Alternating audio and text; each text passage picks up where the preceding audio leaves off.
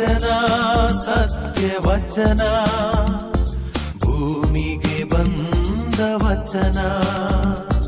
ವಚನ ಸತ್ಯ ವಚನ, ಭೂಮಿಗೆ ಬಂದ ವಚನ. ಆದಿಯಲ್ಲಿ ಇದ್ದ ವಚನ, ನಮ್ಮ ನೋಡ ಬಂದ ವಚನ. ವಚನ ಸತ್ಯ ವಚನ, ಭೂಮಿಗೆ ಬಂದ ವಚನ.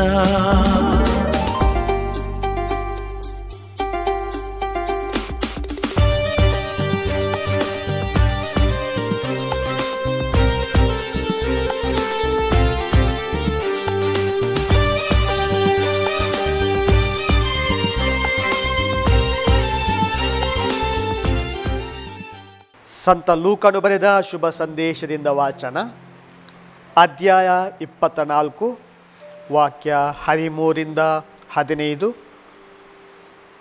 25ರಿಂದ 35. ಅದೇ ದಿನ ಶಿಷ್ಯರಲ್ಲಿ ಇಬ್ಬರು ಜೆರುಸಲೇಮಿಗೆ 11 ಕಿಲೋಮೀಟರಿನಷ್ಟು ದೂರದಲ್ಲಿದ್ದಂಥ ಎಮ್ಮಾವು ಎಂಬ ಗ್ರಾಮಕ್ಕೆ ಹೋಗುತ್ತಿದ್ದರು. ಇತ್ತೀಚೆಗೆ ನಡೆದ ವಿಷಯಗಳನ್ನೆಲ್ಲ ಕುರಿತು ಅವರು ಸಂಭಾಷಣೆ ಮಾಡುತ್ತಾ ನಡೆಯುತ್ತಿದ್ದರು. ಹೀಗೆ ಮಾತನಾಡಿಕೊಂಡು ಚರ್ಚೆ ಮಾಡುತ್ತಾ ಹೋಗುತ್ತಿರುವಾಗ ಯೇಸುಸ್ವಾಮಿಯೇ ಖುದ್ದಾಗಿ ಸಮೀಪಿಸಿ ಅವರ ಜೊತೆ ಸೇರಿಕೊಂಡರು. ಆಗ ಯೇಸು, ಎಂಥ ಮತಿಹೀನರು ನೀವು! ಪ್ರವಾದಿಗಳು ಹೇಳಿರುವುದನ್ನೆಲ್ಲ ನಂಬುವುದರಲ್ಲಿ ಎಷ್ಟು ಮಂದಮತಿಗಳು ನೀವು! ಕ್ರಿಸ್ತನು ಇಂಥ ಸಂಕಷ್ಟಗಳನ್ನು ಅನುಭವಿಸಿ ತನ್ನ ಮಹಿಮಾ ಸಿದ್ಧಿಯನ್ನು ಪಡೆಯಬೇಕಿತ್ತು ಅಲ್ಲವೇ ಎಂದರು. ಅನಂತರ ಮೋಶೆ ಹಾಗೂ ಪ್ರವಾದಿಗಳೆಲ್ಲರಿಂದ ಆರಂಭಿಸಿ ಎಲ್ಲ ಪವಿತ್ರ ಗ್ರಂಥಗಳಲ್ಲಿ ತಮ್ಮ ವಿಷಯವಾಗಿ ಬರೆದಿರುವುದನ್ನು ಅವರಿಗೆ ವಿವರಿಸಿದರು. ಅಷ್ಟರಲ್ಲಿ ಶಿಷ್ಯರು ತಲುಪಬೇಕಾಗಿದ್ದ ಗ್ರಾಮವು ಸಮೀಪಿಸಿತು. ಯೇಸುಸ್ವಾಮಿ ಇನ್ನೂ ಮುಂದಕ್ಕೆ ಸಾಗುವರಂತೆ ಕಂಡಿತು. ಆಗ ಶಿಷ್ಯರು, ಸಂಜೆಯಾಯಿತು, ಕತ್ತಲಾಗುತ್ತಾ ಬಂದಿತ್ತು, ಬಂದು ನಮ್ಮೊಡನೆ ತಂಗಿರಿ ಎಂದು ಒತ್ತಾಯಪಡಿಸಿದರು. ಯೇಸು ಅವರೊಡನೆ ತಂಗಲು ಹೋದರು. ಅವರ ಸಂಗಡ ಊಟಕ್ಕೆ ಕುಳಿತಾಗ ಯೇಸು ರೊಟ್ಟಿಯನ್ನು ತೆಗೆದುಕೊಂಡು ದೇವರಿಗೆ ಕೃತಜ್ಞತೆಯನ್ನು ಸಲ್ಲಿಸಿ ಅದನ್ನು ಮುರಿದು ಅವರಿಗೆ ಕೊಟ್ಟರು. ಆಗಲೇ ಶಿಷ್ಯರ ಕಣ್ಣುಗಳು ತೆರೆದವು, ಯೇಸುವನ್ನು ಗುರುತು ಹಚ್ಚಿದರು. ಆಗ ಯೇಸು ಅವರಿಂದ ಅದೃಶ್ಯರಾದರು. ಶಿಷ್ಯರು ಒಬ್ಬರಿಗೊಬ್ಬರು ಮಾತನಾಡಿಕೊಳ್ಳುತ್ತಾ, ದಾರಿಯಲ್ಲಿ ಇವರು ನಮ್ಮ ಸಂಗಡ ಮಾತನಾಡುತ್ತಾ ಪವಿತ್ರ ಗ್ರಂಥದ ಅರ್ಥವನ್ನು ನಮಗೆ ವಿವರಿಸ್ತಾ ಇದ್ದಾಗ ನಮ್ಮ ಹೃದಯ ಕುತೂಹಲದಿಂದ ಕುದೀತಾ ಇತ್ತಲ್ಲವೇ ಎಂದುಕೊಂಡರು. ಪ್ರಭು ಕ್ರಿಸ್ತರ ಶುಭ ಸಂದೇಶವಿದು. ಕ್ರಿಸ್ತರೇ ನಿಮಗೆ ಮಹಿಮೆ ಸಲ್ಲಲಿ. ಪ್ರಭು ಯೇಸುವಿನಲ್ಲಿ ನನ್ನ ಪ್ರೀತಿಯ ಸಹೋದರ ಮತ್ತು ಸಹೋದರಿಯರೇ, ಮನುಷ್ಯ ಅಂದಮೇಲೆ ಪ್ರತಿಯೊಬ್ಬರು ಕೂಡ ಒಂದಲ್ಲ ಒಂದು ಆಶೆಯಿಂದ ತುಂಬಿರ್ತಾರೆ. ಪ್ರತಿಯೊಬ್ಬರಿಗೂ ಒಂದು ಅಥವಾ ಇನ್ನೊಂದು ರೀತಿಯ ಆಶೆ ಇರುತ್ತೆ. ಹೇಗೆ ನಮಗೆ ಒಂದು ಸುಂದರವಾದ ಮನೆ ಬೇಕು, ಒಂದು ಸುಂದರವಾದ ವಾಹನ ಇರಬೇಕು, ನಮ್ಮ ಮನೆ ಒಂದು ಸುಂದರವಾದ ಒಂದು ಕಾಂಪೌಂಡ್ ಇರಬೇಕು. ಹೀಗೆ ಬೇರೆ ಬೇರೆ ಆಶೆಗಳು ನಮಗಿರ್ತವೆ. ನಾನು ಚೆನ್ನಾಗಿ ಓದಬೇಕು, ಚೆನ್ನಾಗಿ ಕಲಿಬೇಕು, ಒಂದು ಒಳ್ಳೆಯ ಉದ್ಯೋಗವನ್ನು ಪಡಿಬೇಕು. ಹೀಗೆ ಬೇರೆ ಬೇರೆ ಆಶೆಗಳು ನಮ್ಮಲ್ಲಿರುತ್ತವೆ. ಇದು ನಾವು ಶಾರೀರಿಕವಾಗಿ ಬೆಳೆಯಲು, ಪ್ರಾಪಂಚಿಕವಾಗಿ ಬೆಳೆಯಲು ನಮಗೆ ಸಹಾಯ ಮಾಡುತ್ತೆ. ಹಾಗೆಯೇ ನಮ್ಮಲ್ಲಿ ಆತ್ಮ ಇದೆ. ಆ ಆತ್ಮವನ್ನು ಕೂಡ ನಾವು ಬೆಳೆಸಬೇಕು, ಅದಕ್ಕೆ ಕೂಡ ನಾವು ಸ್ಪಂದಿಸಬೇಕು. ಅಥವಾ ನಮಗೊಬ್ಬರು ದೇವರಿದ್ದಾರೆ, ಆ ದೇವರನ್ನು ನಾವು ನೋಡಬೇಕು, ಅವರಲ್ಲಿ ಮಾತಾಡಬೇಕು. ಇಂಥ ಕೆಲವು ಆಶೆಗಳು ನಮ್ಮಲ್ಲಿದ್ದಾಗ ಆಗ ಖಂಡಿತವಾಗಿ ನಾವು ಕೂಡ ದೇವರಿಗೆ ಪ್ರೀತಿಯ ಮಕ್ಕಳಾಗಿ ಬೆಳೆಯೋದರಲ್ಲಿ ಯಾವುದೇ ರೀತಿಯ ಸಂಶಯ ಇಲ್ಲ. ಆದುದರಿಂದ ಈಗ ನಾನೊಂದು ಕೆಲವು ಘಟನೆಗಳನ್ನು ನಿಮ್ಮ ಮುಂದೆ ಇತ್ತು. ನಮಗೆ ಯಾವೆಲ್ಲ ರೀತಿಯ ಆಶೆಗಳಿದ್ದಾಗ ದೇವರನ್ನು ನೋಡಲಿಕ್ಕೆ ಸಾಧ್ಯ ಅಥವಾ ದೇವರಿಗೆ ಪ್ರೀತಿ ಪಾತ್ರರಾಗಲಿಕ್ಕೆ ಸಾಧ್ಯ ಎಂಬುದಾಗಿ ನಾವು ನೋಡಿಕೊಳ್ಳೋಣ. ಆ ಕೀರ್ತನೆಯಲ್ಲಿ ಹಳೆ ಒಡಂಬಡಿಕೆಯಲ್ಲಿ ಕೀರ್ತನಕಾರ ಹೇಳ್ತಾ ಇದ್ದಾನೆ 42ನೇ ಅಧ್ಯಾಯದಲ್ಲಿ, ಹೇಗೆ ಒಂದು ಜಿಂಕೆ ಹಾತೊರೆಯುವ ನೀರಿಗೆ ಹಾತೊರೆಯುತ್ತೋ ಹಾಗೆ ನಾನು ಕೂಡ ಕೆಲವು ವಸ್ತುಗಳಿಗೆ, ಕೆಲವು ವಿಷಯಗಳಿಗೆ ನಾನು ಹಾತೊರೆಯಬೇಕು. ಹೇಗೆ ಒಂದು ಬಾಯಾರದ ಜಿಂಕೆ ಒಂದು ತಣ್ಣೀರನ್ನು ನೋಡಿದ ಕೂಡಲೇ, ಸ್ವಚ್ಛವಾದ ನೀರನ್ನು ಕೂಡ ನೋಡಿದ ಕೂಡಲೇ ಅದು ಹಾತೊರೆಯುತ್ತೆ, ಮಾತ್ರವಲ್ಲ ಆ ನೀರನ್ನು ಕುಡಿಬೇಕು ಎಂಬುದಾಗಿ ಆಶೆಯಿಂದ ಇರುತ್ತೆ. ಹಾಗೆಯೇ ನಾನು ಕೂಡ ಕೆಲವು ವಿಷಯಗಳೊಂದಿಗೆ ದೇವರಲ್ಲಿ ಪ್ರೀತಿಯನ್ನು ಬೆಳೆಸಲಿಕ್ಕೆ ಆಶೆ ಪಡಬೇಕು, ಹಾತೊರೆಯಬೇಕು ಎಂಬುದಾಗಿ ನಾವು ಈಗಿನ ವಾಚನದಲ್ಲಿ ನಾವು ಆಲಿಸಿದೆವು. ಪ್ರತ್ಯೇಕವಾಗಿ ನಮಗೆ ಪ್ರತಿಯೊಬ್ಬರಿಗೂ ಕೂಡ ಒಂದು ಆಸೆ ಇರಬೇಕು, ನಾನು ನೋಡಬೇಕು, ನಾನು ದೇವರನ್ನು ನೋಡಬೇಕು ಎಂಬ ಆಸೆ. ಪವಿತ್ರ ಬೈಬಲಲ್ಲಿ ನಾವು ನೋಡಿದಾಗ ಅನೇಕ ಜನರಿಗೆ ಆಸೆ ಇತ್ತು, ದೇವರನ್ನು ನೋಡಲಿಕ್ಕೆ, ಯೇಸುವನ್ನು ನೋಡಲಿಕ್ಕೆ ಅನೇಕ ಜನರಿಗೆ ಆಸೆ ಇತ್ತು. ಆದರೆ ಕೆಲವರು ಕೆಟ್ಟ ಉದ್ದೇಶದಿಂದ, ಪ್ರತ್ಯೇಕವಾಗಿ ಹೇರೋದ ಕೆಟ್ಟ ಉದ್ದೇಶದಿಂದ ಯೇಸುವನ್ನು ನೋಡಬೇಕು ಎಂಬುದಾಗಿ ಬಯಸ್ತಾ ಇದ್ದಾರೆ. ಹಾಗೆಯೇ ನಾವು ಯೋಚಿಸುವಂಥ ಒಬ್ಬ ವ್ಯಕ್ತಿ, ನಾನು ಯೇಸುವನ್ನು ನೋಡಬೇಕು ಎಂಬ ಆಸೆ ಇದ್ದಂಥ ಒಬ್ಬ ವ್ಯಕ್ತಿ ಜಕ್ಕಾಯ. ಲೂಕನ 19ನೇ ಅಧ್ಯಾಯದಲ್ಲಿ ನಾವು ನೋಡ್ತಾ ಇದ್ದೇವೆ. ಒಬ್ಬ ಸುಂಕಗಾರ ಅಥವಾ ಸುಂಕಗಾರರ ಮುಖಂಡ, ಗಿಡ್ಡ ವ್ಯಕ್ತಿ ಎಂಬುದಾಗಿ ದೇವರ ವಾಕ್ಯ ಹೇಳುತ್ತೆ. ಆ ವ್ಯಕ್ತಿಗೆ ನಾನು ಯೇಸುವನ್ನು ನೋಡಬೇಕು ಎಂಬ ಒಂದು ಆಸೆ ಇತ್ತು. ಮಾತ್ರವಲ್ಲ, ಆ ಆಶೆಯ ಪ್ರಕಾರ ಯೇಸುಸ್ವಾಮಿ ಅವನ ಮನೆಗೆ ಹೋಗ್ತಾರೆ, ಅವನನ್ನು ಭೇಟಿ ಮಾಡ್ತಾರೆ, ಅವನೊಂದಿಗೆ ಭೋಜನ ಕೂಡ ಸೇವಿಸ್ತಾರೆ. ಆದರೆ ಇಲ್ಲಿ ಒಂದು ವಿಚಾರ ಅತಿ ಮುಖ್ಯವಾಗಿದ್ದು, ಜಕ್ಕಾಯನಿಗೆ ಯೇಸುಸ್ವಾಮಿಯನ್ನು ನೋಡಬೇಕು ಎಂಬ ಒಂದು ಆಸೆ ಇತ್ತು. ಆ ಆಶೆಯನ್ನು ಯೇಸುಸ್ವಾಮಿ ಈಡೇರಿಸ್ತಾರೆ. ಯಾಕಂದರೆ ಆ ಜಕ್ಕಾಯನ ಜೀವನದಲ್ಲಿ ತುಂಬ ಬೇಸರ ಇತ್ತು, ನಿರಾಶೆ ಇತ್ತು, ಆತನಿಗೆ ದುಃಖ ಇತ್ತು. ಯಾಕಂದರೆ ಯಹೂದಿಗಳೆಲ್ಲರೂ ಆತನ ಸಂಬಂಧಿಕರೇ, ಆತನ ಧರ್ಮದವರೇ. ಆದರೆ ಎಲ್ಲರೂ ಈತ ಸುಂಕಗಾರ ಎಂಬ ಒಂದು ಕಾರಣದಿಂದ ಆತನನ್ನು ದೂರ ಇಟ್ಟಿದ್ರು. ಆತನನ್ನು ಯಾರು ಕೂಡ ಸ್ವೀಕಾರ ಮಾಡ್ತಾ ಇದ್ದಿಲ್ಲ, ಆತನ ಬಳಿಗೆ ಯಾರು ಕೂಡ ಬರ್ತಾ ಇದ್ದಿಲ್ಲ. ಯಾಕಂದರೆ ಇದು ಸುಂಕಗಾರರು ರೋಮನರಿಗಾಗಿ ಕೆಲಸ ಮಾಡುವಂಥ ವ್ಯಕ್ತಿಗಳು. ಆದ ಕಾರಣ ಯಹೂದ್ಯರಲ್ಲಿ ಈ ಸುಂಕಗಾರರಿಗೆ ಸ್ಥಾನ, ಮಾನ, ಗೌರವ ಇದ್ದಿಲ್ಲ. ಈ ಜಕ್ಕಾಯ ಕೂಡ ಒಬ್ಬ ಸುಂಕಗಾರ ಆಗಿದ್ದ ಕಾರಣ ಆತನನ್ನು ಕೂಡ ಆತನ ಜನರೇ ಸ್ವೀಕಾರ ಮಾಡ್ತಿದ್ದಿಲ್ಲ. ಆತ ಕಳ್ಳ, ಸುಳ್ಳ, ಮೋಸಗಾರ, ಹೀಗೆ ಬೇರೆ ಬೇರೆ ಹೆಸರಿನಿಂದ ಸುಂಕಗಾರರನ್ನು ಕರೀತಿದ್ರು. ಮಾತ್ರವಲ್ಲ, ಅವರು ಯಾವುದೇ ಒಂದು ಕಾರ್ಯಕ್ರಮಗಳಿಗೆ ಈ ಸುಂಕಗಾರರನ್ನು ಯಹೂದ್ಯರು ಕರೀತಾ ಇದ್ದಿಲ್ಲ. ಯಾಕೆ? ಅವರು ರೋಮನರಿಗೆ ಕೆಲಸ ಮಾಡುವಂಥ ವ್ಯಕ್ತಿ, ಅವರು ಹಣವನ್ನು ದೋಚುವಂಥ ವ್ಯಕ್ತಿ, ಅವರು ಮೋಸ ಮಾಡುವಂಥ ವ್ಯಕ್ತಿ. ಪ್ರತ್ಯೇಕವಾಗಿ ಈ ವಿಧವೆಯರನ್ನು, ಅನಾಥರನ್ನು ಅವರು ಮೋಸ ಮಾಡ್ತಿದ್ರು, ಅವರಿಂದ ಹೆಚ್ಚಾಗಿ ಹಣವನ್ನು ವಸೂಲು ಮಾಡ್ತಾಯಿದ್ರು. ಯಾರಾದರೂ ಹೊರಗಿನವರು ಬಂದರೆ ಅವರಿಂದ ಕೂಡ ಜಾಸ್ತಿ ಸುಂಕವನ್ನು ಅವರು ವಸೂಲು ಮಾಡ್ತಾಯಿದ್ರು. ಮಾತ್ರವಲ್ಲ, ಅದನ್ನು ರೋಮನ್ನರಿಗೆ ಕೊಡ್ತಾಯಿದ್ರು. ಯಹೂದ್ಯರ ಹಣವನ್ನು ತಗೊಂಡು ರೋಮನ್ನರಿಗೆ ಕೊಡ್ತಿದ್ರು ಎಂಬ ಒಂದು ಬೇಸರ, ಒಂದು ರೀತಿಯ ದುಃಖ ಯಹೂದ್ಯರಲ್ಲಿತ್ತು. ಆದ ಕಾರಣ ಈ ಯಹೂದ್ಯರು ಸುಂಕಗಾರರನ್ನು ಸ್ವೀಕಾರ ಮಾಡ್ತಾ ಇದ್ದಿಲ್ಲ. ಆದ ಕಾರಣ ಇಲ್ಲಿ ಜಕ್ಕಾಯ ಕೂಡ ಒಬ್ಬ ಸುಂಕಗಾರನಾಗಿದ್ದ. ಈತ ಕೂಡ ಜನರಿಗೆ ಮೋಸ ಮಾಡಿ ತುಂಬ ಶ್ರೀಮಂತನಾಗಿದ್ದ, ಆತ ಶ್ರೀಮಂತ ವ್ಯಕ್ತಿಯಾಗಿದ್ದ. ಇದರಿಂದಾಗಿ ಜನರು ಆತನನ್ನು ದ್ವೇಷ ಮಾಡ್ತಿದ್ರು, ಆತನನ್ನು ದೂರ ಮಾಡ್ತಿದ್ರು. ಈ ಕಾರಣದಿಂದ ಜಕ್ಕಾಯನಿಗೆ ಒಂದು ಆಶೆ ಆಯಿತು, ನಾನು ಕೂಡ ಬದಲಾಗಬೇಕು, ನಾನು ಕೂಡ ಹೊಸ ವ್ಯಕ್ತಿ ಆಗಬೇಕು, ನಾನು ಕೂಡ ಪರಿವರ್ತನೆಗೊಂಡಂಥ ಒಬ್ಬ ವ್ಯಕ್ತಿಯಾಗಬೇಕು ಎಂಬ ಒಂದು ಆಶೆ ಜಕ್ಕಾಯನಲ್ಲಿ ಬರುತ್ತೆ. ಮಾತ್ರವಲ್ಲ, ಆ ಆಶೆ ಈಡೇರಿಕೆಗಾಗಿ ಆತ ತುಂಬ ಪ್ರಯತ್ನ ಮಾಡ್ತಾನೆ. ನನಗೆ ಏನು ಮಾಡೋದು? ಈ ಜನರ ಪ್ರೀತಿಯನ್ನು ಮತ್ತೆ ನಾನು ಸಂಪಾದಿಸಬೇಕು, ಈ ಜನರೊಂದಿಗೆ ನಾನು ಮತ್ತೆ ಬೆರೀಬೇಕು, ಈ ಜನರು ನನಗೆ ಮತ್ತೆ ತಮ್ಮ ಕಾರ್ಯಕ್ರಮಗಳಿಗೆ ಕರೀಬೇಕು, ಏನು ಮಾಡಬೇಕು ಎಂಬ ಒಂದು ಯೋಚನೆಯಿದ್ದಾಗ ಜಕ್ಕಾಯನಿಗೆ ಯಾರೋ ಹೇಳಿರ್ಬೋದು, ಯೇಸುಸ್ವಾಮಿ ಅಂತ ಒಬ್ಬರು ರಕ್ಷಕರಿದ್ದಾರೆ, ಆ ರಕ್ಷಕರನ್ನು ನೀನು ಭೇಟಿ ಮಾಡಿದರೆ, ಆ ರಕ್ಷಕರನ್ನು ನೀನು ನೋಡಿದರೆ ಖಂಡಿತವಾಗಿ ನಿನಗೆ ಪ್ರತಿಫಲ ಸಿಗುತ್ತೆ, ನಿನ್ನ ನಿರಾಶೆ ದೂರ ಆಗುತ್ತೆ ಎಂಬುದಾಗಿ ಯಾರಾದರೂ ಆತನಿಗೆ ಹೇಳಿರಬೇಕು.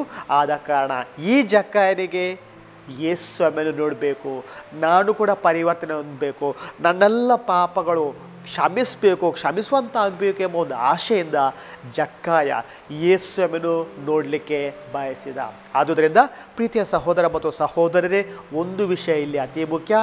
ಜಕ್ಕಾಯನ ಮನಸ್ಸಲ್ಲಿದ್ದಂಥ ಒಂದೇ ಒಂದು ಯೋಚನೆ, ನಾನು ಯೇಸುಸ್ವಾಮಿಯನ್ನು ನೋಡಬೇಕು, ನಾನು ಯೇಸುಸ್ವಾಮಿಯ ಆಶೀರ್ವಾದವನ್ನು ಪಡಿಬೇಕು ಎಂಬ ಒಂದು ಆಶೆ ಇತ್ತು. ಮತ್ತು ದೇವರ ವಾಕ್ಯ ನಮಗೆ ಹೇಳುತ್ತೆ ಲೂಕನ 19ನೇ ಅಧ್ಯಾಯದಲ್ಲಿ, ಹೇಗೆ ಯೇಸುಸ್ವಾಮಿ ಬರುವಾಗ ಆತ ಕಾಯ್ತಾನೆ. ಯೇಸುಸ್ವಾಮಿ ಇದ್ದಂಥ ಆ ಗುಂಪನ್ನು ನೋಡಿ ಆತ ಮತ್ತೆ ನಿರಾಶೆ ಆಗ್ತಾನೆ. ಇಷ್ಟು ದೊಡ್ಡ ಗುಂಪಲ್ಲಿ ಯೇಸುಸ್ವಾಮಿ ನಾನು ನೋಡೋದು ಹೇಗಪ್ಪ, ಇಷ್ಟು ದೊಡ್ಡ ಗುಂಪಲ್ಲಿ ಯೇಸುಸ್ವಾಮಿಯನ್ನು ಭೇಟಿ ಮಾಡೋದು ಹೇಗೆ ಎಂಬ ಒಂದು ನಿರಾಶೆ ಮತ್ತೆ ಅವನು ದೋಚಿದಾಗ ಆತನಿಗೆ ಒಂದು ಯೋಚನೆ ಹೊಳೆಯುತ್ತೆ. ಆತ ಓಡಿ ಹೋಗ್ತಾನೆ, ಒಂದು ಮರ ಹತ್ತಾನೆ, ಆ ಮರದಿಂದ ಯೇಸುಸ್ವಾಮಿಯನ್ನು ನೋಡ್ತಾನೆ ಎಂಬುದನ್ನು ನಾವು ಬೈಬಲಲ್ಲಿ ಓದ್ತಾ ಇದ್ದೇವೆ. ಅಂದರೆ ಜಕ್ಕಾಯನಲ್ಲಿ ಇಷ್ಟೊಂದು ಆಶೆ ಇತ್ತು, ಇಷ್ಟೊಂದು ಒಂದು ರೀತಿಯ ಪ್ರೀತಿ ಇತ್ತು, ಹೇಗಾದರೂ ಮಾಡಿ ನಾನು ಯೇಸುಸ್ವಾಮಿಯನ್ನು ನೋಡಬೇಕು. ಹೇಗೆ ಆ ಬಾಯರದ ಜಿಂಕೆ ನೀರಿಗಾಗಿ ಹಾತೊರೆಯುತ್ತೆ. ಹಾಗೆಯೇ ಈ ಜಕ್ಕಾಯ ಯೇಸುವನ್ನು ನೋಡಬೇಕು ಎಂಬ ಒಂದು ಉದ್ದೇಶದಿಂದ ಮರವನ್ನು ಹತ್ತುವುದು ಅಷ್ಟೊಂದು ಸುಲಭವಲ್ಲ. ಯಾಕಂದರೆ ಗಿಡ್ಡ ಮನುಷ್ಯರಿಗೆ ಮರ ಹತ್ತಲಿಕ್ಕೆ ಅಷ್ಟೊಂದು ಸುಲಭವಾಗೋಲ್ಲ. ಆದರೂ ಕೂಡ ಜಕ್ಕಾಯ ಓಡಿ ಹೋಗ್ತಾನೆ. ದೇವರ ವಾಕ್ಯ ಹೇಳುತ್ತೆ, ಮರ ಹತ್ತಾನೆ. ಆ ಮರದಿಂದ ಯೇಸುವನ್ನು ನೋಡಲಿಕ್ಕೆ ಆತ ಪ್ರಯತ್ನ ಮಾಡುವಂಥ ಘಟನೆಯನ್ನು ನಾವು ಅಲ್ಲಿ ಓದ್ತಾ ಇದ್ದೇವೆ. ಯಾಕಂದರೆ ಜಕ್ಕಾಯನ ಮನಸ್ಸಲ್ಲಿದ್ದಂಥ ಒಂದೇ ಒಂದು ಯೋಚನೆ, ನಾನು ಯೇಸುವನ್ನು ನೋಡಬೇಕು. ಹಾಗೆಯೇ ಪ್ರೀತಿಯ ಸಹೋದರ ಮತ್ತು ಸಹೋದರರೇ, ನಮ್ಮಲ್ಲಿ ಕೂಡ ಒಂದು ಯೋಚನೆ ಇರಬೇಕು. ಯಾವಾಗ ನಾವು ಪರೀಕ್ಷೆಗೆ ಬರೀಬೇಕಾದ್ರೆ ಕೇವಲ 40 ಮಾರ್ಕ್ಸ್ ಬೇಕಾಗಿ 50 ಮಾರ್ಕ್ಸಿಗಾಗಿ ನಾನು ಬರೆಯಲ್ಲ. ನನಗೆ 95 ಬೇಕು, ನನಗೆ 100 ಮಾರ್ಕ್ಸ್ ಬೇಕು ಎಂಬ ಉದ್ದೇಶದಿಂದ ನಾನು ಬರೀತೇನೆ. ಹಾಗೆಯೇ ನಮ್ಮ ಒಂದು ದೃಷ್ಟಿ ಕೂಡ, ನಮ್ಮೊಂದು ಗುರಿ ಕೂಡ ಶ್ರೇಷ್ಠದ್ದಾಗಿರಬೇಕು. ನಾನು ದೇವರನ್ನು ನೋಡಬೇಕು. ಆ ಒಂದು ಇಚ್ಛೆ ಇದ್ದಾಗ ಖಂಡಿತವಾಗಿ ಹೇಗೆ ಯೇಸು ಸ್ವಾಮಿ ಜಕ್ಕಾಯನಿಗೆ ಭೇಟಿ ಮಾತ್ರವಲ್ಲ, ಜಕ್ಕಾಯನ ಮನೆಗೆ ಹೋಗ್ತಾರೆ, ಜಕ್ಕಾಯನೊಂದಿಗೆ ಸಹ ಭೋಜನ ಮಾಡ್ತಾರೆ, ಮಾತ್ರವಲ್ಲ ಜಕ್ಕಾಯನಿಗೆ ಆಶೀರ್ವಾದದಿಂದ ತುಂಬುತ್ತಾರೆ. ಹಾಗೆ ನಾವು ಕೂಡ ಯೇಸು ಸ್ವಾಮಿ ನೋಡಬೇಕು ಎಂಬ ಆಶೆ ಇದ್ದಾಗ ಖಂಡಿತವಾಗಿ ನಮ್ಮ ಆಶೆಯನ್ನು ಕೂಡ ಅವರು ನೆರವೇರಿಸ್ತಾರೆ ಎಂಬ ಒಂದು ಘಟನೆಯನ್ನು ಈ ಒಂದು ಜಕ್ಕಾಯನ ಘಟನೆಯಿಂದ ನಾವು ಸ್ಮರಿಸಿಕೊಳ್ಳಬಹುದು. ಆದ ಕಾರಣ ನಮ್ಮಲ್ಲಿ ಕೂಡ ಒಂದು ಆಶೆ ಇರಬೇಕು. ಥರ್ಸ್ಟ್ ಅಂತ ಹೇಳ್ತಾನೆ ಇಂಗ್ಲೀಷಲ್ಲಿ. ಅಂಥ ಒಂದು ಆಶೆ ಇರಬೇಕು. ನಾನು ಕೂಡ ಯೇಸು ಸ್ವಾಮಿ ನೋಡಬೇಕು ಎಂಬ ಆಶೆ ಇದ್ದಾಗ ಖಂಡಿತವಾಗಿ ಅದು ಫಲಿಸುತ್ತದೆ. ಎರಡನೇ ಒಂದು ಆಶೆ ಪ್ರೀತಿಯ ಸಹೋದರ ಮತ್ತು ಸಹೋದರರೇ, ನಾನು ಯೇಸು ಸ್ವಾಮಿಯನ್ನು ಮಾತಾಡಿಸಬೇಕು. ನೋಡೋದು ಮಾತ್ರವಲ್ಲ, ನಾನು ಯೇಸು ಸ್ವಾಮಿಯಲ್ಲಿ ಮಾತಾಡಿಸ್ಬೇಕು. ಹೇಗೆ ಜಕ್ಕಾಯ ನೋಡಲಿಕ್ಕೆ ಬಯಸಿದ ಜಕ್ಕಾಯನ ಈ ಮನೆಗೆ ಯೇಸು ಸ್ವಾಮಿ ಹೋಗ್ತಾರೆ, ಮಾತ್ರವಲ್ಲ ಅಲ್ಲಿ ಭೋಜನ ಮಾಡ್ತಾರೆ, ಯೇಸು ಸ್ವಾಮಿಗೆ ಮಾತಾಡ್ತಾರೆ. ಹಾಗೆಯೇ ನನಗೆ ಕೂಡ ಒಂದು ಆಶೆ ಇರಬೇಕು, ನಾನು ಯೇಸು ಸ್ವಾಮಿಯಲ್ಲಿ ಮಾತಾಡಿಸಬೇಕು. ಯೋಹಾನನ ಪುಸ್ತಕ ಶುಭ ಸಂದೇಶ 2ನೇ ಅಧ್ಯಾಯದಲ್ಲಿ 2ನೇ ವಾಕ್ಯದಲ್ಲಿ ನಾವು ನೋಡ್ತಾ ಇದ್ದೇವೆ. 3ನೇ ಅಧ್ಯಾಯದಲ್ಲಿ ನೋಡ್ತಾ ಇದ್ದೇವೆ. 3ನೇ ಅಧ್ಯಾಯ 2ನೇ ವಾಕ್ಯದಲ್ಲಿ ನಿಕೋದೇಮ ಅಂತ ಒಬ್ಬ ವ್ಯಕ್ತಿ, ಈತ ರಾತ್ರಿ ಸಮಯದಲ್ಲಿ ಯೇಸು ಸ್ವಾಮಿ ಬೆಳಗ್ಗೆ ಬರ್ತಾ ಇದ್ದ. ರಾತ್ರಿ ಸಮಯದಲ್ಲಿ ಯೇಸು ಸ್ವಾಮಿ ಬೆಳಗ್ಗೆ ಬಂದು ಯೇಸು ಸ್ವಾಮಿಯಲ್ಲಿ ಮಾತಾಡ್ತಾ ಇದ್ದ. ಯಾಕಂದರೆ ಆತ ಯಹೂದ್ಯರ ನಾಯಕನಾಗಿದ್ದ. ಆತನಿಗೆ ಎಲ್ಲರೂ ಗೌರವ ಕೊಡ್ತಾ ಇದ್ರು. ಆದರೂ ಈ ಮನುಷ್ಯನಲ್ಲಿ ಕೂಡ ಒಂದು ರೀತಿಯ ಸಂದೇಹ, ಒಂದು ರೀತಿಯ ಸಂಶಯ ಇರ್ತಿತ್ತು. ದೇವರ ಬಗ್ಗೆ, ದೇವರ ವಾಕ್ಯದ ಬಗ್ಗೆ, ಯೇಸು ಬಗ್ಗೆ, ಹೀಗೆ ಅನೇಕ ಸಂಶಯಗಳು, ಸಮಸ್ಯೆಗಳು ಅವನಿಗಿದ್ದವು. ಅದೆಲ್ಲವನ್ನು ನಾನು ಪರಿಹರಿಸಬೇಕು ಎಂಬುದಾಗಿ ಆತ ಯೇಸು ಸ್ವಾಮಿ ಬಳಿಗೆ ಮಾತಾಡಲಿಕ್ಕೆ ಬರ್ತಾ ಇದ್ದ. ಆತ ಹಗಲಿಗೆ ಬರ್ತಾ ಇದ್ದಿಲ್ಲ, ರಾತ್ರಿ ಸಮಯದಲ್ಲಿ ಯೇಸು ಸ್ವಾಮಿನ ಭೇಟಿ ಮಾಡಬೇಕು, ಯೇಸು ಸ್ವಾಮಿನ ನೋಡಬೇಕು ಎಂಬುದಾಗಿ ಬರ್ತಿದ್ದ ಎಂಬುದಾಗಿ ದೇವರ ವಾಕ್ಯ ಹೇಳುತ್ತೆ. ಆದರೆ ಯಹೂದ್ಯರ ಅಂಜಿಕೆಯಿಂದ ಆತ ಹಗಲಿಗೆ ಯೇಸು ಸ್ವಾಮಿಯನ್ನು ಮಾತಾಡಿಸಲಿಕ್ಕೆ ಬರ್ತಾ ಇದ್ದಿಲ್ಲ. ಆದರೂ ಆತನಿಗೆ ಯೇಸು ಸ್ವಾಮಿಯಲ್ಲಿ ಮಾತಾಡಬೇಕು ಎಂಬ ಬಯಕೆ, ಯೇಸು ಸ್ವಾಮಿಯಲ್ಲಿ ಸಂಭಾಷಣೆ ಮಾಡಬೇಕು ಎಂಬ ಒಂದು ಆಶೆ ಇತ್ತು. ಆದ ಕಾರಣ ಆ ಆಶೆಯಿಂದ ಆತ ಸಂಜೆ ವೇಳೆಯಲ್ಲಿ ಯೇಸು ಸ್ವಾಮಿ ಬಳಿಗೆ ಬರ್ತಾ ಇದ್ದ. ಮಾತ್ರವಲ್ಲ, ದೇವರ ಬಗ್ಗೆ, ವಾಕ್ಯದ ಬಗ್ಗೆ ತನ್ನೆಲ್ಲ ಸಂಶಯಗಳನ್ನು ಯೇಸು ಸ್ವಾಮಿಯಲ್ಲಿ ಹೇಳ್ತಿದ್ದ. ಯೇಸು ಸ್ವಾಮಿ ಆತನ ಸಂದೇಹಗಳನ್ನೆಲ್ಲ ಸಮಸ್ಯೆಗಳನ್ನೆಲ್ಲ ಪರಿಹಾರ ಮಾಡಿ ಕಳಿಸ್ತಾ ಇದ್ರು. ಈ ವ್ಯಕ್ತಿಗೆ ಒಂದು ಆಶೆ ಇತ್ತು, ನಾನು ಯೇಸು ಸ್ವಾಮಿಯಲ್ಲಿ ಮಾತಾಡಿಸಬೇಕು. ನಾನು ಯೇಸು ಸ್ವಾಮಿಯಲ್ಲಿ ಮಾತಾಡಿದಾಗ ಎಲ್ಲ ಸಮಸ್ಯೆಗಳು ದೂರ ಆಗ್ತೇವೆ ಎಂಬ ಒಂದು ಯೋಚನೆಯಿಂದ ಆತ ಬರ್ತಿದ್ದ. ಹಾಗೆಯೇ ಪ್ರೀತಿಯ ಸಹೋದರ ಮತ್ತು ಸಹೋದರಿ, ನಾವು ಕೂಡ ಕೇವಲ ಯೇಸು ಸ್ವಾಮಿ ನೋಡಿದರೆ ಮಾತ್ರ ಸಾಲದು, ನಮ್ಮ ಕೂಡ ಅವರಲ್ಲಿ ಮಾತಾಡಲಿಕ್ಕೆ ಒಂದು ಅವಕಾಶ ಸಿಗಬೇಕು. ನಾವು ಕೂಡ ಅವರೊಂದಿಗೆ ಮಾತಾಡಬೇಕು ಎಂಬ ಒಂದು ಇಚ್ಛೆ ಇದ್ದಾಗ ಖಂಡಿತವಾಗಿ ನಿಕೋದೇಮನಿಗೆ ಸಿಕ್ಕಿದಂಥ ಆ ಒಂದು ಆಶೀರ್ವಾದ ನಮ್ಮ ಕೂಡ ಸಿಗಲಿಕ್ಕೆ ಸಾಧ್ಯ, ಅಂಥ ಒಂದು ಅವಕಾಶ ನಮ್ಮ ಕೂಡ ಸಿಗಲಿಕ್ಕೆ ಸಾಧ್ಯ ಎಂಬುದಾಗಿ ಈ ಘಟನೆಯಿಂದ ನಾವು ನೋಡ್ತಾ ಇದ್ದೇವೆ. ಹಾಗೆ ನೋಡಬೇಕು, ಮಾತಾಡಿಸ್ಬೇಕು. ಮೂರನೇದಾಗಿ ನಾವು ಅವರನ್ನು ಸ್ಪರ್ಶಿಸಬೇಕು. ಮತ್ತಾಯನ ಅಧ್ಯಾಯ 9 ವಾಕ್ಯ 21 ನೋಡ್ತಾ ಇದ್ದೇವೆ. ಒಬ್ಬ ಮಹಿಳೆ 12 ವರ್ಷದಿಂದ ರಕ್ತಸ್ರಾವದಲ್ಲಿದ್ದಂಥ ಒಬ್ಬ ಮಹಿಳೆ ಯೇಸು ಸ್ವಾಮಿಯನ್ನು ಮುಟ್ಟಿ ಗುಣ ಹೊಂದ್ತಾಳೆ. ಅಂಥ ಒಂದು ಆಶೆ, ಥರ್ಸ್ಟ್ ಅಂತ ಹೇಳ್ತೇವೆ, ಡಿಸೈರ್ ಅಂತ ಹೇಳ್ತೇವೆ, ನಮ್ಮ ಕೂಡ ಇರಬೇಕು. ನಾನು ಕೂಡ ಯೇಸು ಸ್ವಾಮಿಯನ್ನು ಮುಟ್ಟಬೇಕು, ನಾನು ಕೂಡ ಯೇಸು ಸ್ವಾಮಿಯನ್ನು ನೋಡುವುದು ಮಾತಾಡಿಸು ಮಾತ್ರವಲ್ಲ, ಅವರನ್ನು ಮುಟ್ಟಬೇಕು. ಅಂಥ ಒಂದು ಶ್ರೇಷ್ಠವಾದ ಒಂದು ಅವಕಾಶವನ್ನು ಯೇಸು ಸ್ವಾಮಿಯೇ ನನಗೆ ದಯಪಾಲಿಸ್ರಿ ಎಂಬುದಾಗಿ ನಾನು ಬಿಡ್ತಾ ಇದ್ದರೆ ಖಂಡಿತವಾಗಿ ನನಗೆ ಸಿಗುತ್ತೆ. ಈ ಮಹಿಳೆ ನೋಡಿ, 12 ವರ್ಷದಿಂದ ರಕ್ತಸ್ರಾವದಿಂದ ಬಳಲ್ತಾ ಇದ್ಲು.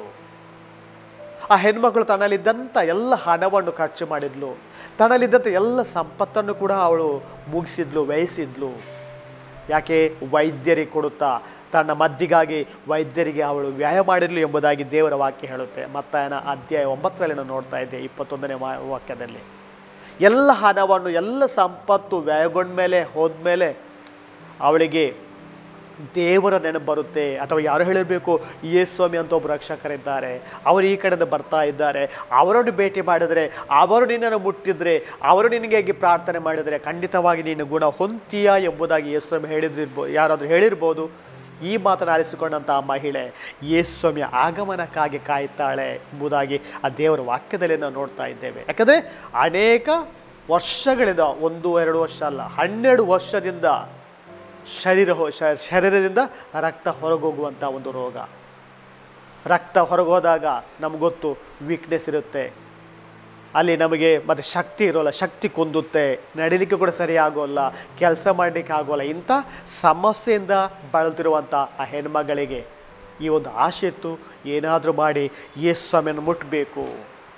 ಆದರೆ ಯೇಸು ಸ್ವಾಮಿಯಲ್ಲಿ ಬಂದಾಗ ಅವಳಿಗೆ ಯೋಚನೆ ಬರುತ್ತೆ, ಅಷ್ಟೊಂದು ಜನರ ಮಧ್ಯೆ ನಾನು ಹೇಗೆ ಹೋಗೋದು, ನಾನೊಬ್ಬ ಮಹಿಳೆ ಇದ್ದೇನೆ, ಅಷ್ಟೊಂದು ಜನರ ಮಧ್ಯೆ ಹೇಗೆ ಹೋಗಲಿಕ್ಕೆ ಸಾಧ್ಯ ಎಂಬ ಒಂದು ಅಂಜಿಕೆ ಮತ್ತೆ ನಿರಾಶೆ ಆಕೆಗೆ ಕಾಡಿದಾಗ, ಖಂಡಿತವಾಗಿ ಯೇಸು ಸ್ವಾಮಿ ನನ್ನನ್ನು ಮುಟ್ಟಲಿಕ್ಕಿಲ್ಲ, ಯಾಕಂದರೆ ಅಷ್ಟು ಮಂದಿಯೊಂದಿಗೆ ನಾನು ಹೇಗೆ ಹೋಗುವುದು, ಅಷ್ಟು ಮಂದಿಯನ್ನು ಭೇದಿಸಿ ಯೇಸು ಸ್ವಾಮಿ ಬಳಿಗೆ ಹೇಗೆ ಹೋಗಲಿಕ್ಕೆ ಸಾಧ್ಯ ಎಂಬ ಒಂದು ಭಾವನೆ ಅವಳಲ್ಲಿ ಬರುತ್ತೆ. ಈ ಸಂದರ್ಭದಲ್ಲಿ ಪ್ರೀತಿಯ ಸಹೋದರ ಮತ್ತು ಸಹೋದರರೇ, ಆ ಹೆಣ್ಮಗಳು ಒಂದು ಯೋಚಿಸ್ತಾಳೆ, ಯೇಸು ಸ್ವಾಮಿ ನನ್ನನ್ನು ಮುಟ್ಟೋದು ಬೇಡ, ನಾನೇ ಹೋಗಿ ಅವರನ್ನು ಮುಟ್ತೇನೆ, ನಾನೇ ಹೋಗಿ ಅವರನ್ನು ಮುಟ್ಟಿ ಗುಣ ಹೊಂದ್ತೇನೆ ಎಂಬ ಅಚಲವಾದ ವಿಶ್ವಾಸದಿಂದ ಆ ಮಹಿಳೆ ಯೇಸು ಸ್ವಾಮಿ ಬಳಿಗೆ ಹೋಗ್ತಾಳೆ. ಯೇಸು ಸ್ವಾಮಿ ಹೀಗೆ ಹೋಗ್ತಿರ್ಬೇಕಾದ್ರೆ ಹಿಂದಿನಿಂದ ಹೋಗಿ ಯೇಸು ಸ್ವಾಮಿಯ ಬಟ್ಟೆಯನ್ನು ಮುಟ್ತಾಳೆ. ಯೇಸು ಸ್ವಾಮಿ ಧರಿಸಿದಂಥ ಆ ಪವಿತ್ರವಾದ ಬಟ್ಟೆಯನ್ನು ಮುಟ್ತಾಳೆ ಎಂಬುದಾಗಿ ಹೇಳ್ತದೆ ದೇವರ ವಾಕ್ಯ. ಅಂದರೆ ಆ ಬಟ್ಟೆಯಿಂದ ಹರಿದಂಥ ಶಕ್ತಿ, ಯೇಸು ಸ್ವಾಮಿಯಿಂದ ಹರಿದಂಥ ಶಕ್ತಿ ಆ ಹೆಣ್ಮಗಳ ರೋಗವನ್ನು ಗುಣಪಡಿಸುತ್ತೆ. 12 ವರ್ಷದಿಂದ ಬಳಲುತ್ತಿರುವಂಥ ರೋಗ ಯೇಸು ಸ್ವಾಮಿಯನ್ನು ಮುಟ್ಟಿದ ಕೂಡಲೇ ಆ ರೋಗ ಮಾಯವಾಗುತ್ತೆ ಎಂಬುದನ್ನು ನಾವಲ್ಲಿ ನೋಡ್ತಾ ಇದ್ದೇವೆ. ಇನ್ನೊಂದು ಅದ್ಭುತ ನೋಡಿ, ಆ ಹೆಣ್ಮಗಳಿಗೆ ನಾನು ಯೇಸು ಸ್ವಾಮಿಯನ್ನು ಮುಟ್ಟಬೇಕು ಎಂಬ ಒಂದು ಆಸೆ ಇತ್ತು, ನನ್ನ ರೋಗದಿಂದ ಮುಕ್ತಿ ಹೊಂದಬೇಕು ಎಂಬ ಒಂದು ಆಸೆ ಇತ್ತು. ಆ ಆಸೆ ಅಲ್ಲಿ ನೆರವೇರುತ್ತೆ. ಮಾತ್ರವಲ್ಲ, ಆ ಹೆಣ್ಮಗಳು ರೋಗದಿಂದ ಮುಕ್ತಿ ಹೊಂದ್ತಾಳೆ. ಯೇಸು ಸ್ವಾಮಿ ಹೇಳ್ತಾಳೆ, ನಿನ್ನ ವಿಶ್ವಾಸವೇ ನಿನ್ನನ್ನು ಗುಣಪಡಿಸಿದೆ, ನೀನು ಹೋಗು, ನಿನ್ನ ವಿಶ್ವಾಸದಿಂದ ನೀನು ಗುಣ ಹೊಂದಿದ್ದೀಯ. ಪ್ರೀತಿಯ ಸಹೋದರ ಮತ್ತು ಸಹೋದರಿ, ಅಂಥ ಒಂದು ವಿಶ್ವಾಸ ನಮ್ಮಲ್ಲಿದ್ದಾಗ ಖಂಡಿತವಾಗಿ ನಾವು ಕೂಡ ಯೇಸು ಸ್ವಾಮಿನ ಮುಟ್ಟಲಿಕ್ಕೆ ಅಥವಾ ಯೇಸು ಸ್ವಾಮಿ ನಮ್ಮನ್ನು ಮುಟ್ಟಲಿಕ್ಕೆ ನಮಗೆ ಸಾಧ್ಯವಾಗುತ್ತೆ. ಆದುದರಿಂದ ನಾವು ಯೇಸು ಸ್ವಾಮಿನ ನೋಡಲಿಕ್ಕೆ ಒಂದು ಆಸೆ ಇರಬೇಕು, ಯೇಸು ಸ್ವಾಮಿನ ಮಾತಾಡಿಸುವಂಥ ಒಂದು ಆಸೆ ಇರಬೇಕು, ಯೇಸು ಸ್ವಾಮಿನ ಸ್ಪರ್ಶಿಸಬೇಕು ಎಂಬ ಒಂದು ಆಸೆ ಇರಬೇಕು. 4ನೇದಾಗಿ ಪ್ರೀತಿಯ ಸಹೋದರ ಮತ್ತು ಸಹೋದರರೇ, ಯೇಸು ಸ್ವಾಮಿಯನ್ನು ಅನುಭವಿಸಬೇಕು ಎಂಬ ಒಂದು ಆಸೆ ನನ್ನಲ್ಲಿರಬೇಕು. ಅದೇ ನಾನು ಇವತ್ತಿನ ಶುಭ ಸಂದೇಶದಲ್ಲಿ ನಾನು ಓದಿದೆ. ಲೂಕನ ಅಧ್ಯಾಯ 24, ಲೋಕನ ಶುಭ ಸಂದೇಶ ಅಧ್ಯಾಯ 24ರಲ್ಲಿ ನಾನು ಓದ್ತಾ ಇದ್ದೇವೆ. 13ರಿಂದ ನಾನು ಓದಿದೆ. ಎಮ್ಮಾವುಸ್ ಅನ್ನೋ ಒಂದು ಸುಂದರವಾದ ಒಂದು ಘಟನೆ. 2 ಶಿಷ್ಯರು ತುಂಬ ನಿರಾಶೆಯಿಂದ ಇದ್ದರು. ಯೇಸು ಸ್ವಾಮಿ ಸತ್ತ ನಂತರ ತುಂಬ ನಿರಾಶೆಯಿಂದ ಇದ್ದರು, ಬೇಸರದಿಂದ ಇದ್ದರು. ತಾವು ಯೇಸು ಸ್ವಾಮಿಯ ಶಿಷ್ಯತ್ವವನ್ನು ಬಿಟ್ಟು ಮತ್ತೆ ತಮ್ಮ ಹಳೆಯ ಉದ್ಯೋಗವನ್ನು ಮಾಡಬೇಕು ಎಂಬುದಾಗಿ ಹೋಗ್ತಾ ಇದ್ರು. ಅವ್ರ ದಾರಿಯಲ್ಲಿ ವಾಪಸ್ ಹೋಗ್ತಾ ಇದ್ರು. ನಮಗಿನ್ನು ಜೆರುಸಲೇಮ್ ಬೇಡ, ನಮ್ಮ ಊರೇ ಸಾಕು, ಎಮ್ಮೋಸ್ ಊರೇ ಸಾಕು, ಅಲ್ಲೇ ಹೋಗಿ ನಮ್ಮ ವೃತ್ತಿಯನ್ನು ನಾವು ಮಾಡ್ತೇವೆ, ನಮ್ಮ ಹಳೆಯ ಕೆಲಸವನ್ನೇ ನಾವು ಮಾಡ್ತೇವೆ ಎಂಬುದಾಗಿ ಬೇಸರದಿಂದ ನಿರಾಶೆಯಿಂದ ವಾಪಸ್ ಬರ್ತಿರ್ಬೇಕಾದ್ರೆ ದೇವರ ವಾಕ್ಯ ಹೇಳುತ್ತೆ, ಪ್ರೀತಿಯ ಸಹೋದರ ಮತ್ತು ಸಹೋದರರೇ, ಯೇಸು ಸ್ವಾಮಿ ಕೂಡ ಅವರೊಂದಿಗೆ ನಡ್ಕೊಂಡು ಬರ್ತಾರೆ. ಮಾತ್ರವಲ್ಲ, ಯೇಸು ಸ್ವಾಮಿ ಅವರಿಗೆ ಪ್ರವಾದಿಗಳ ಬಗ್ಗೆ, ಕೀರ್ತನೆಗಳ ಬಗ್ಗೆ ಎಲ್ಲವನ್ನು, ಮೋಶೆಯ ಧರ್ಮಶಾಸ್ತ್ರದ ಬಗ್ಗೆ ಮತ್ತೆ ಅವರಿಗೆ ವಿವರಿಸಿ ಹೇಳ್ತಾರೆ. ಹೀಗೆ ಮಾತಾಡ್ತಾ ಮುಂದೆ ಹೋದಾಗ ಕತ್ತಲೆ ಆಗುತ್ತೆ. ಅವ್ರು ಹೇಳ್ತಾರೆ, ಇವತ್ತು ನಮ್ಮೊಡನೆ ಇರಿ. ಈ ಸಂದರ್ಭದಲ್ಲಿ ಯೇಸು ಸ್ವಾಮಿ ಅವರಲ್ಲಿ ಮಾತಾಡ್ತಿರ್ಬೇಕಾದ್ರೆ ಅವರು ಹೇಳುವಂಥ ಮಾತು, ನಮ್ಮ ಹೃದಯ ಕುತೂಹಲದಿಂದ ಕುದೀತಾ ಇತ್ತಲ್ಲವೇ. ಯೇಸು ಸ್ವಾಮಿ ನಮ್ಮಲ್ಲಿ ಮಾತಾಡ್ತಿರ್ಬೇಕಾದ್ರೆ, ಆ ವ್ಯಕ್ತಿ ನಮ್ಮಲ್ಲಿ ಮಾತಾಡ್ತಿರ್ಬೇಕಾದ್ರೆ ನಮ್ಮ ಹೃದಯ ಕುತೂಹಲದಿಂದ ಕುದೀತಿತ್ತಲ್ಲವೇ. ನೋಡಿ ಇಲ್ಲಿ ಯೇಸು ಸ್ವಾಮಿಯ ಮಾತುಗಳು ಎಷ್ಟೊಂದು ಪ್ರಭಾವಭರಿತವಾಗಿದೆ. ಯೇಸು ಸ್ವಾಮಿಯ ಅನುಭವವನ್ನು ಅವರು ಪಡೀತಾರೆ, ಯೇಸು ಸ್ವಾಮಿಯ ಮಾತಲ್ಲಿ ಅನುಭವವನ್ನು ಪಡೀತಾರೆ. ಮತ್ತೆ ಮುಂದೆ ಯೇಸು ಸ್ವಾಮಿಯಲ್ಲಿ ರೊಟ್ಟಿ ಮುರಿಯುವಂಥ ಕಾರ್ಯಕ್ರಮವನ್ನು ಏರ್ಪಡಿಸ್ತಾರೆ. ಅವರ ಸಂಗಡ ರೊಟ್ಟಿ ಮುರಿತಾರೆ. ಆಗ ಆ ಶಿಷ್ಯರಿಗೆ ಇವರು ನಿಜವಾದ ಯೇಸು ಸ್ವಾಮಿ, ಇವರೇ ಯೇಸು ಸ್ವಾಮಿ, ಯೇಸು ಸ್ವಾಮಿ ಸತ್ತು ಮತ್ತೆ ಎದ್ದಿದ್ದಾರೆ ಎಂಬ ಒಂದು ಸಂದೇಶ ಅವರಿಗೆ ಸಿಗುತ್ತೆ, ಸತ್ಯಾಂಶ ಅವರಿಗೆ ತಿಳಿಯುತ್ತೆ. ಸಂತೋಷದಿಂದ ಮತ್ತೆ ತಮ್ಮ ಪ್ರಯಾಣವನ್ನು ಅರ್ಧಕ್ಕೆ ಬಿಟ್ಟು ಮತ್ತೆ ವಾಪಸ್ ರಾತ್ರಿ 7 ಕಿಲೋಮೀಟರ್ ಮತ್ತೆ ವಾಪಸ್ ನಡ್ಕೊಂಡು ಉಳಿದ ಶಿಷ್ಯರೊಂದಿಗೆ ಬರ್ತಾರೆ. ಉಳಿದ ಶಿಷ್ಯರಿಗೆ ಈ ಶುಭ ಸಂದೇಶವನ್ನು ಸಾರ್ತಾರೆ ಎಂಬುದಾಗಿ ದೇವರ ವಾಕ್ಯ ಹೇಳುತ್ತೆ. ಪ್ರೀತಿಯ ಸಹೋದರ ಮತ್ತು ಸಹೋದರರೇ, ದೇವರ ವಾಕ್ಯವನ್ನು ಕೇಳ್ತಾ ಹೋಗ್ತಿರ್ಬೇಕಾದ್ರೆ, ರೊಟ್ಟಿ ಮುರಿಯುವಂಥ ಕಾರ್ಯಕ್ರಮದಲ್ಲಿ ಭಾಗವಹಿಸುವಾಗ ಆ ಶಿಷ್ಯರಿಗೆ ಜೀವಂತ ಕ್ರಿಸ್ತನ ಅನುಭವವಾಗುತ್ತೆ. ಜೀವಂತ ಕ್ರಿಸ್ತನ ಅನುಭವವನ್ನು ಪಡೆದಂಥ ಅವರು ಸುಮ್ಮನೆ ಅಲ್ಲಿ ಕೂಡೋಲ್ಲ, ಬದಲಾಗಿ ಮತ್ತೆ ವಾಪಸ್ ಬರ್ತಾರೆ, ಮತ್ತೆ ದೇವರ ವಾಕ್ಯವನ್ನು ಇತರ ಶಿಷ್ಯರಿಗೆ ಹೇಳ್ತಾರೆ. ಮಾತ್ರವಲ್ಲ, ಅನೇಕ ಜನರಿಗೆ ಅವರು ಶುಭ ಸಂದೇಶವನ್ನು ಸಾರ್ತಾರೆ. ಪ್ರೀತಿಯ ಸಹೋದರ ಮತ್ತು ಸಹೋದರರೇ, ಇಲ್ಲಿ ನಮಗೆ ತಿಳಿಯುವಂಥ ವಿಚಾರ, ಈ ಇಬ್ಬರು ಶಿಷ್ಯರು ಯೇಸುಸ್ವಾಮಿಯ ಪ್ರೀತಿಯನ್ನು ಅನುಭವಿಸಿದರು, ಯೇಸುಸ್ವಾಮಿಯ ಪ್ರೀತಿಯನ್ನು ಪಡೆದರು. ಹಾಗೆಯೇ ನಾವು ಕೂಡ ಯೇಸುಸ್ವಾಮಿಯನ್ನು ಅನುಭವಿಸಿದಾಗ ಖಂಡಿತವಾಗಿ ಯೇಸುವಿನ ಪ್ರೀತಿಯ ಮಕ್ಕಳಾಗಲಿಕ್ಕೆ ನಮಗೆ ಸಾಧ್ಯ. ಆದುದರಿಂದ ಪ್ರೀತಿಯ ಸಹೋದರ ಮತ್ತು ಸಹೋದರರೇ, ಯೇಸುವನ್ನು ನೋಡಬೇಕು ಎಂಬ ಒಂದು ಆಶೆ ನಮ್ಮಲ್ಲಿರಬೇಕು. ಯೇಸುವ ಮೇಲೆ ಮಾತಾಡಬೇಕು ಎಂಬ ಒಂದು ಆಶೆ ನಮ್ಮಲ್ಲಿರಬೇಕು. ಯೇಸುವನ್ನು ಸ್ಪರ್ಶಿಸಬೇಕು, ಮುಟ್ಟಬೇಕು ಎಂಬ ಒಂದು ಆಶೆ ನಮ್ಮಲ್ಲಿರಬೇಕು. ಹಾಗೆಯೇ ಅವರನ್ನು ಅನುಭವವನ್ನು ಪಡೆಯಬೇಕು ಎಂಬ ಒಂದು ಆಶೆ ನಮ್ಮಲ್ಲಿರಬೇಕು. ಹೀಗೆ ಯೇಸುವನ್ನು ಅನುಭವ ಪಡೆದಾಗ ಖಂಡಿತವಾಗಿ ನಾವು ಕೂಡ ಯೇಸುವಿನ ಶುಭ ಸಂದೇಶವನ್ನು ಅನೇಕ ಜನರಿಗೆ ಸಾರಲಿಕ್ಕೆ ನಮಗೆ ಸಾಧ್ಯ ಎಂಬುದಾಗಿ ಹೇಳುತ್ತಾ ಪ್ರಭು ಯೇಸುವಿನ ಆಶೀರ್ವಾದವನ್ನು ಬೇಡಿಕೊಳ್ಳೋಣ, ಜಪ ಮಾಡೋಣ. ತಂದೆಯಾದ ದೇವರೇ, ನಿಮ್ಮ ವಾಕ್ಯವನ್ನು ಆಲಿಸಿದಂಥ ನಾವು ನಿಮ್ಮ ಪ್ರೀತಿಯ ಮಕ್ಕಳಾಗಿ ಜೀವಿಸಲಿಕ್ಕೆ ಬೇಕಾದಂಥ ಶಕ್ತಿಯು ಈ ವಾಕ್ಯದಿಂದ ನಮಗೆ ದಯಪಾಲಿಸಲಿ. ಆಲಿಸಿದಂಥ ಈ ವಾಕ್ಯಗಳು ನಾವು ನಮ್ಮ ಜೀವನದಲ್ಲಿ ನಡೆಸಿಕೊಂಡು ಜೀವಿಸಬೇಕಾದಂಥ ಶಕ್ತಿಯನ್ನು ನಮಗೆ ದಯಪಾಲಿಸಲಿ. ಆ ಮುಖಾಂತರ ನಾವು ನಿಮ್ಮ ಪ್ರೀತಿಯ ಮಕ್ಕಳಾಗಿ ನಿಮ್ಮ ಶುಭ ಸಂದೇಶವನ್ನು ಇನ್ನೂ ಹೆಚ್ಚು ಜನರಿಗೆ ತಲುಪಿಸಲು ಶಕ್ತಿ ಈ ವಾಕ್ಯದಿಂದ ನಮಗೆ ದೊರೆಯುವಂತಾಗಲಿ. ಈ ಪ್ರಾರ್ಥನೆಯನ್ನು ನಿಮ್ಮ ಪುತ್ರ ಪ್ರಭು ಯೇಸುವಿನ ಪವಿತ್ರ ನಾಮದಲ್ಲಿ ಪ್ರಾರ್ಥಿಸುತ್ತೇವೆ. ಆಮೇನ್.